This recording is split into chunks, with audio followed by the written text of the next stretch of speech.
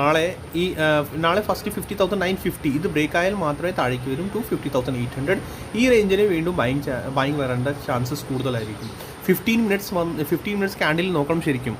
15 minutes candle നമ്മൾ എന്താ ചെയ്യുക, സപ്പോസ് ആ ഏരിയയിൽ വന്നു കഴിഞ്ഞിട്ട് നമ്മൾ 15 മിനിറ്റ്സിൽ പോവുക. 15 മിനിറ്റ്സ് സ്റ്റാർട്ടിൽ പോയിട്ട് ഇത് കൊണ്ട് ഇന്ന് ഒരു പിൻബാർ പോലെ ആയിരുന്നു ഈ ക്യാൻഡിൽ.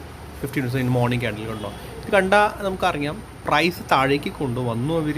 ബട്ട് ഫ്രഷ് ബയർസ് വീണ്ടും പ്രൈസ് മുകളിലേക്ക് കൊണ്ടുവരും. ഇതൊക്കെ നമ്മൾ കാൽക്കുലേറ്റ് ചെയ്യണം, നമ്മൾ ശ്രദ്ധിക്കേണ്ടത്. കാരണം നമ്മൾ ബൈങ് സോണാണിത്. അതുകൊണ്ടല്ലേ ബയേഴ്സ് വന്ന് ഇവിടെ നിന്ന് വീണ്ടും കയറി ഫ്രഷ് ബയർ. സോ നാളെ ഇങ്ങനെ തന്നെ by chance flat to gap down അല്ലെങ്കിൽ എന്തെങ്കിലും ആണെങ്കിൽ താഴേക്ക് വരുവാണെങ്കിൽ പ്രൈസ് വീണ്ടും ഇവിടുന്ന് ഫ്രഷ് ബൈങ് ജനറേറ്റ് ആവേണ്ടത് ചാൻസസ് കൂടുതലാണ്.